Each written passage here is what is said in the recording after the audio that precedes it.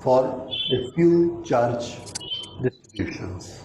First thing is our charge is in the shape of a point charge.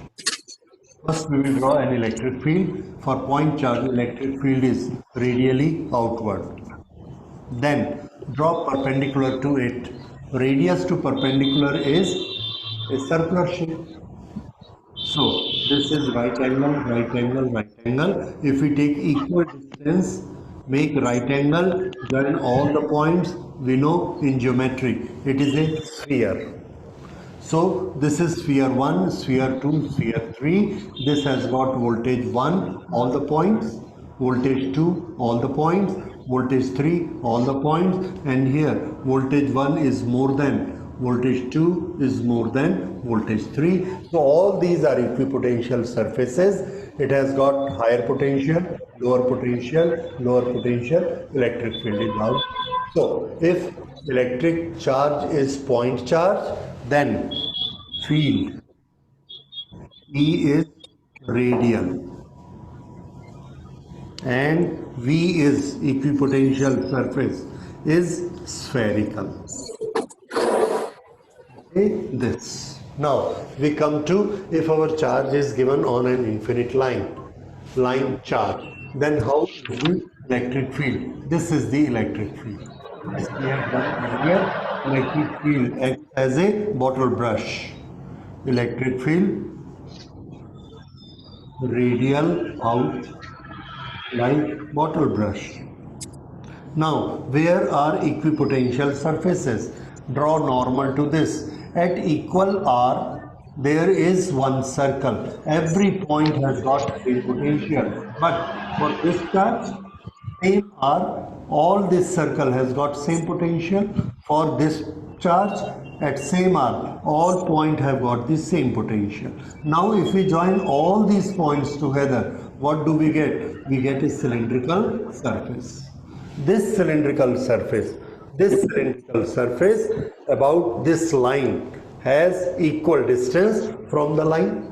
So potential at every point of this surface is equal, and that will be an equipotential surface. Similarly, for a smaller r, we can draw this equipotential, and there will be many equipotential surface, one above that other, above that another one, like this. If this is charge line, then this is one equipotential surface, this is another equipotential surface. So all these cylinders are equipotential surface. Cylindrical surface, and this cylindrical surface, this is common axis.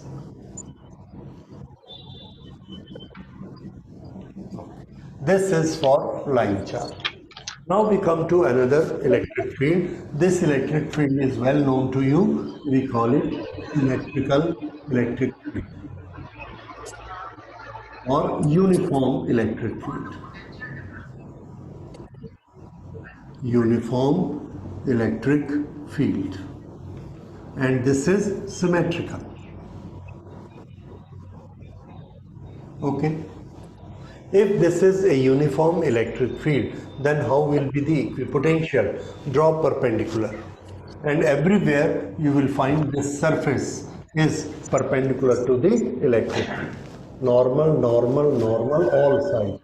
So these are the arrows which are representing electric field, and this is the surface which is equipotential surface, because it is fulfilling the condition of 90 degree on the surface. So these are known as plane equipotential. Plane equipotential.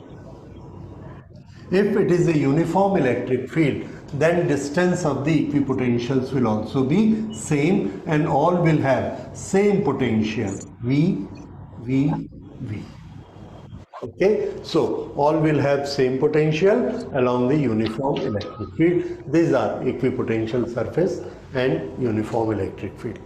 If our electric field is radially outward, then these are the convex shape of potential, and this direction V1 V1 is more than V2 is more than V3. These are known as convex,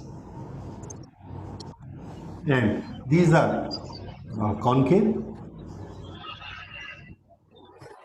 Actually, we don't use convex and concave. We say it is diverging. Of course, physical shape is convex, and these are converging. हाँ यही लिखना है, diverging और converging लिखना है, convex concave मत Red लिखना। one is equipotential, and the black one is Towards the center electric जब होगा field. कन्वर्जिंग होगा, अवे फ्रॉम द सेंटर जो होगा वो So डाइवर्जिंग these होगा। are a few shapes of equipotentials. There are two very important shapes, and those are for dipoles. If there are two charges, plus plus, and there are two charges, minus minus, and now we will see what will be the equipotential